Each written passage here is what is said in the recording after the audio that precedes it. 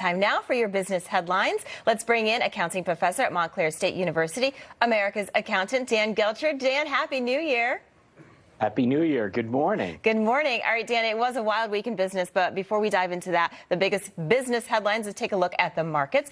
Fittingly, 2021 ended in the red, despite it being a strong year overall. The Dow dropped nearly 60 points. The S&P was down over 12, but finished the year up nearly 27%, and the NASDAQ lost just under 97 points. Dan, how do you see the Dow performing tomorrow and beyond?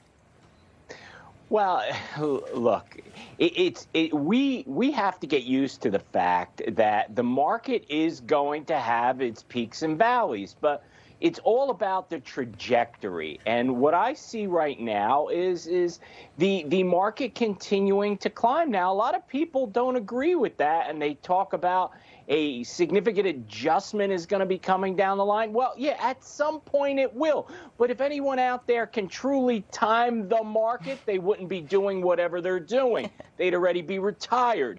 So I would really look at the market going forward and saying, look, there'll be some choppy waters, but overall, good place to be. Absolutely. You sit here looking, there's a crypto organization, Blockbuster GAO, is trying to crowdsource $5 million to purchase a Blockbuster from Dish and convert it into a streaming service. Dan, with just one retail location left, could the rebrand actually work? I do remember back when Blockbuster attempted to make that pivot previously, didn't work out well for them. Is there still hope for the iconic brand, or has the time, sand in the hourglass, run out of time? If it wasn't for the Blockbuster name, certainly we wouldn't even be talking about this. For so many of us, Blockbuster really meant a lot. At one point, they had over 9,000 locations. They had 80,000 employees.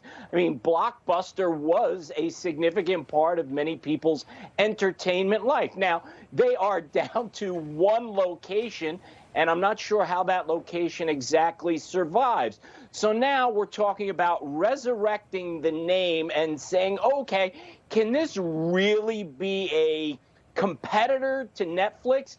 I think we're a long way at getting to that point, but certainly it's something that's fun to look at, and it's certainly something to say, well, wouldn't that be great if Blockbuster could truly make a comeback? I'm not so sure that's in the cards, but I certainly wish them well. Yeah, I remember, Dan, going with my parents to rent, like, the VHS tapes, which my kids don't even know what the heck those are, but I remember going and, like, you wanted the new release, and it was all out. So a lot of good memories there with Blockbuster. Even to that point, right? It's like they seem like they squandered the opportunity, because even Netflix, there was a time they mailed you the DVDs. Yeah. And so it seems like they had the inventory to actually be able to outcompete Netflix. And now in a streaming environment, you've got Netflix, you've got Hulu, you've got Disney. There's already a war afoot in the streaming game. I don't know. But yeah, we'll see what happens. Dan, hopefully you weren't stuck at the airport this holiday, but many holiday travelers were. New Year's Eve, a lot of people spent at the airport. Thousands of flights within the U.S. and internationally were delayed. Hundreds more were canceled early on New Year's Eve. Dan, one thing airports would love to leave behind in 2021 is cancellations. But look, we've got this, we've got COVID. It's running rampant. Is this the new normal for air passengers? I think it's going to be for a period of time here, Allie, because until I was going to say when we can get the Omicron variant under control, but I don't think that's going to be the case. So I'm going to reword that and say when this variant runs its course, because I think that's probably more accurate, we'll return to some type of normal travel life.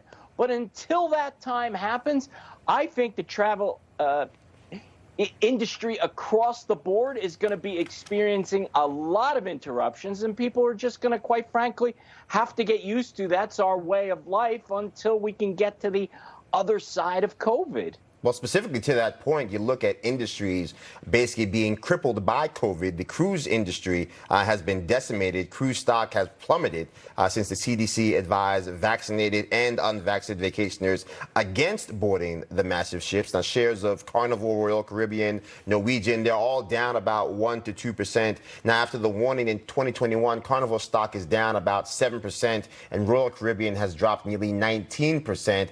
At what point do you feel comfortable either boarding the ship or investing in the companies right now, because from where I sit, it seems that the investors and the vacationers are voting with their feet and their pocketbooks, and it's headed in the wrong direction. Well, you're exactly right here, Joe. Look, if what we're learning about the Omicron variant is that the vaccine is not stopping it, it's just lessening how bad you feel.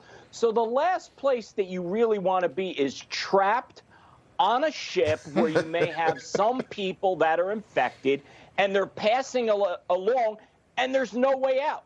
Even if you're vaccinated, you're going to be subject to getting sick potentially at some level. So when you look at this overall and just ask yourself the question, is now the time to go on a cruise? Yeah. I don't think so. And it's unfortunate because cruises are such a great thing. Yeah, they are. I definitely wouldn't want to be trapped. Remember when COVID first started, we had people trapped for weeks. All right, on to a little easier story here. There was no winner in the first Powerball drawing of 2022. The jackpot is rolling over. So $522 million for tomorrow's drawing.